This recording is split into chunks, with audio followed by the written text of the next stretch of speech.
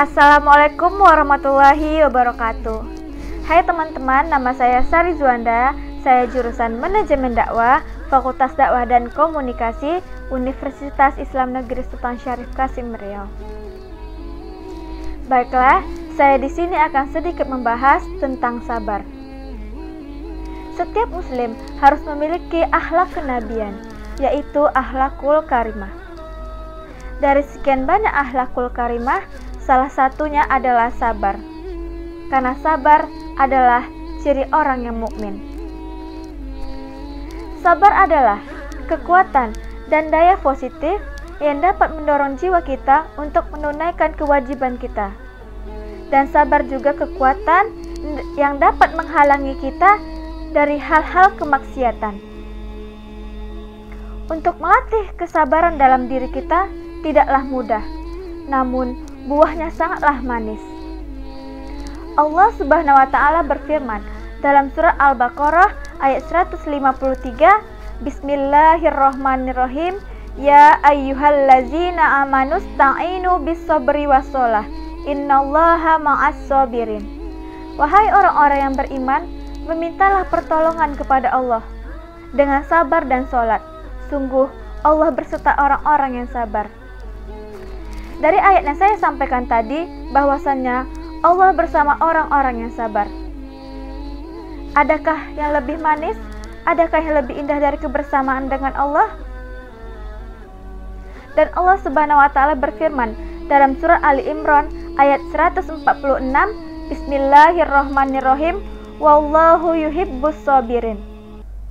Dan Allah mencintai orang-orang yang sabar. Bukankah manis jika dicintai oleh Allah Subhanahu wa Ta'ala? Namun, untuk mencapai tingkatan tersebut bukanlah mudah. Mengapa? Karena dalam artian sabar itu sendiri bahwasannya kita bisa menahan diri kita dari godaan-godaan yang membuat kita sesat. Dari hal-hal yang nikmatnya hanya sesaat untuk diri kita dan di dunia ini.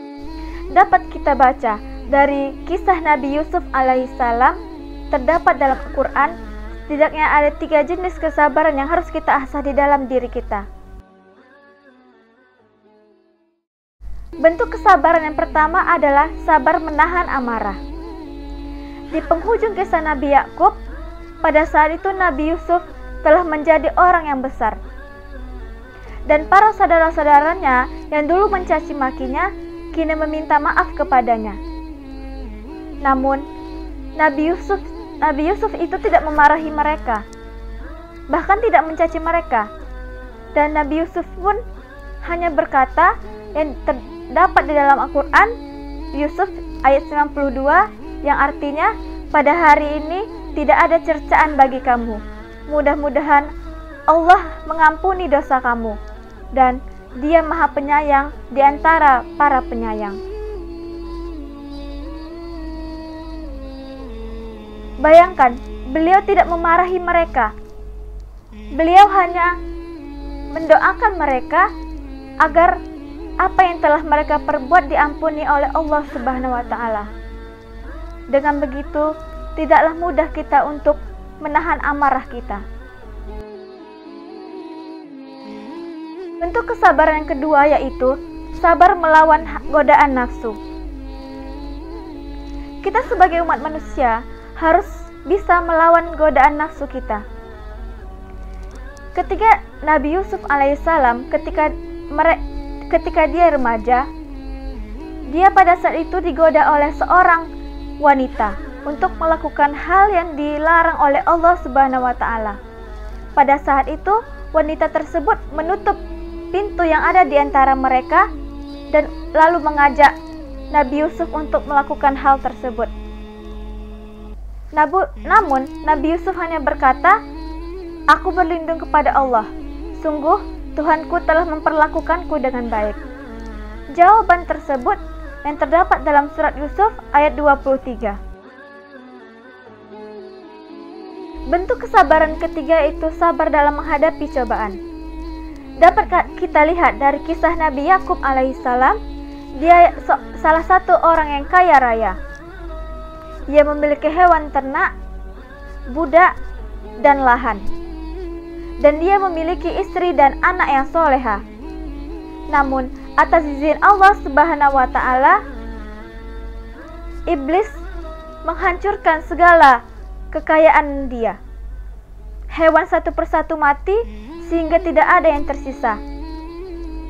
Lahan-lahan menjadi kering dan rusak, dan rumah yang terbakar oleh api.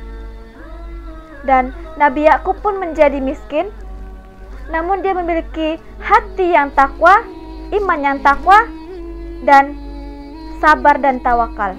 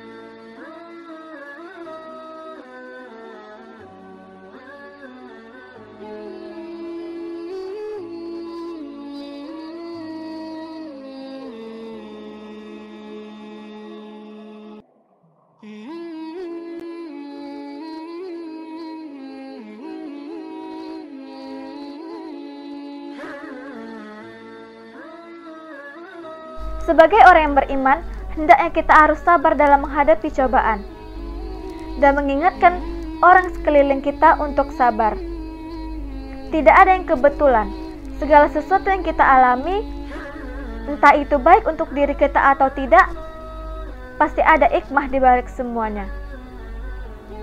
Semoga bermanfaat dan dapat kita terapkan di kehidupan kita sehari-hari. Mohon maaf apabila ada kata yang salah. Assalamualaikum warahmatullahi wabarakatuh.